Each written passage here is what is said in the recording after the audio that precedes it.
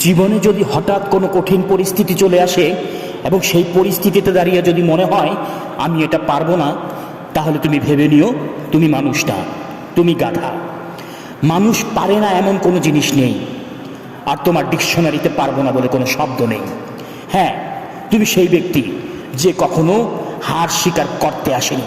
তুমি সেই ব্যক্তি যে কিনা যে কোনো পরিস্থিতিতে যে কোনো যন্ত্রণা স্বীকার করে নিতে প্রস্তুত। তুমি সেই ব্যক্তি যে একাই 100।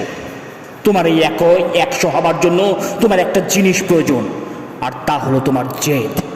এই জেদ তোমাকে এমন জায়গায় পৌঁছে দেবে যা তুমি স্বপ্নেও কল্পনা করতে পারোনি।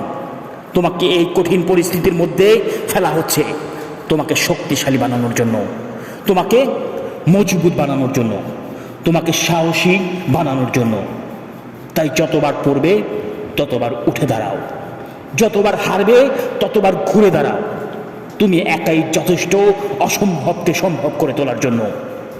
শুধু একবার বলো আমি পারবো, তাই করো। যত কঠিন হোক, যত বিপদ আসুক না কেন, তুমি পারবেই। তাই যখন তুমি এই সব কাজকে সম্ভব করে তুলতে পারবে, তখন তোমার কাছে অসম্ভব বলে কিছু থাকবে না।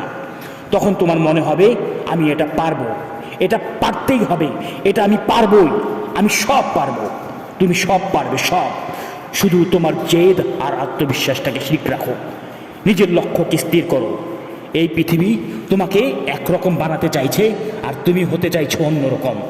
তাই সব কিছু এত কঠিন লাগছে।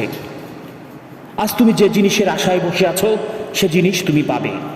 এত পাবে যে 2 হাত ভরে নিলেও তুমি শেষ করতে পারবে না। শুধু নিজের মধ্যে ইনফিনিটি পাওয়ারটা জাগিয়ে তোলো আর এগিয়ে চলো সামনের দিকে।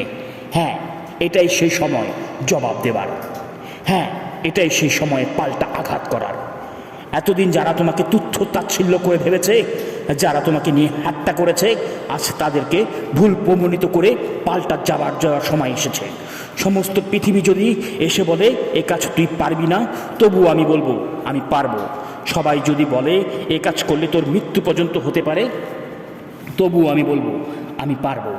আমি পারবো কারণ আমার ক্ষমতা আছে, আমি পারবো কারণ আমার আত্মবিশ্বাস আছে। হ্যাঁ, আমি চেষ্টা করলে সব পারবো, because I am A super hero. AR motivation থেকে আমি রানা ইব্রাহিম। যদি জীবনে চলার পথে নিজেকে একা মনে হয়, যদি নিজেকে দুর্বল মনে হয়, তাহলে এআর মোটিভেশন সাবস্ক্রাইব করে তুমি রানা ইব্রাহিমকে বন্ধু বানিয়ে নাও, কারণ রানা ইব্রাহিম মানে সাকসেসফুল মোটিভেশন।